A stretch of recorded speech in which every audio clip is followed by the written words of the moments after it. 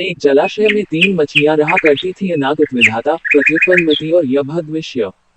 तीनों के स्वभाव एक दूसरे से भिन्न थे। अनागत विधाता संकट आने के पूर्व ही उसके समाधान में विश्वास रखती थी। प्रत्युत्पन्नमति की सोच थी कि संकट आने पर उसका कोई न कोई समाधान निकल ही आता है। यभद्विष्य किस्मत के भरोसे रहने वालों में से थी। उसका मानना था कि जो किस्मत में लिखा है वह तो होकर ही रहेगा, चाहे कितने ही प्रयत्न क्यों न कर लिए जाएं, उसे टाला नहीं जा सकता। तीनों मछलियां जिस जलाशय में रहती थी वह मुख्य नदी से जुड़ा हुआ था, लेकिन घनी झाड़ियों से ढका होने के कारण सीधे दिखाई नहीं पड़ता था। यही कारण था कि वह अब तक मछुआरों की दृष्टि से बचा हुआ था। एक शाम मछुआरे नदी से मछलियां पकड़कर वापस लौट रहे थे।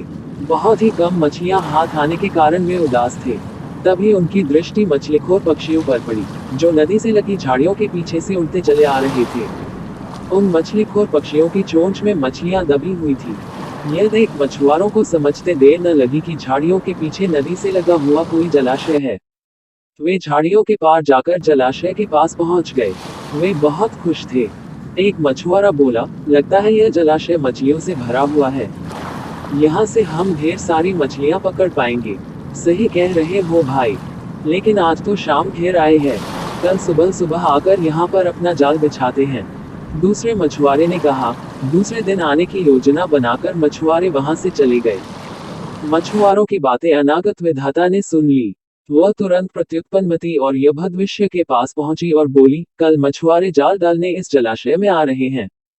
यहाँ रहना अब खतरे से खाली नहीं रह गया है। हमें यथाशीघ्र यह स्थान छोड़ देना चाहिए। मैं तो तुरंत ही नहर से होती हुई नदी में जा रही हूँ। तुम लोग भी साथ चलो। नागत विधाता की बात सुनकर प्रत्युत्पन्नमति बोली, अभी खतरा आया कहाँ है? हो सकता है कि वो आए ही नहीं।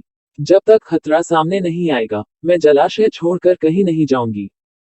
हो सकता है कि मछुआरों को मछलियों से भरा कोई दूसरा जलाशय मिल जाए और वे यहाँ आने का इरादा छोड़ दें। यदि वे आ भी गए, तो ये भी संभव है कि मैं उनके जाल फंसूं ही ना। यभद्विष्य बोली, किस्मत के आगे क्या भला किसकी चली है? मछुआरों को आना होगा तो आएंगे और मुझे उनके जाल में फंसना होगा तो मैं फंसूंगी ही।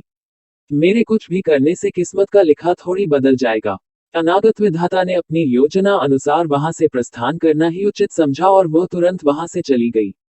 प्रत्युत्पन्नमति और यभद्विष्य जलाशय में ही रुकी रही। अगले दिन सुबह मछुआरे जाल लेकर आए और जलाशय में जाल फेंक दिया। संकट सामने देख बचाव हेतु प्रत्युत्पन्नमति अपना दिमाग दौड़ाने लगी।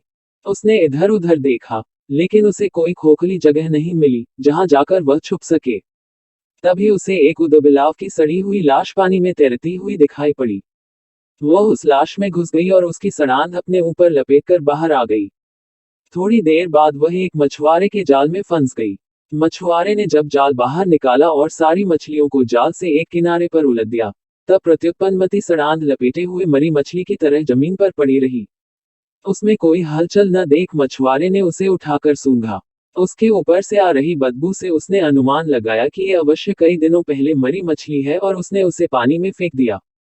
पानी में पहुंचते ही प्रत्युत्पन्नमति तैरकर सुरक्षित स्थान पर चली गई। इस तरह बुद्धि का प्रयोग कर वह बच गई। वहीं दूसरे मछुआरे के जाल में फंसी यभद्विष्य कुछ किए बिना किस्मत के भरोसे रही और अन्य मछलियों के साथ दम तोड़ दिया। शिक्षा, किस्मत उसी का साथ देती है जो खुद का साथ देते हैं। किस्मत के भरोसे रहकर हाथ पर हाथ धरे बैठे रहने वालों का विनाश निश्चित है।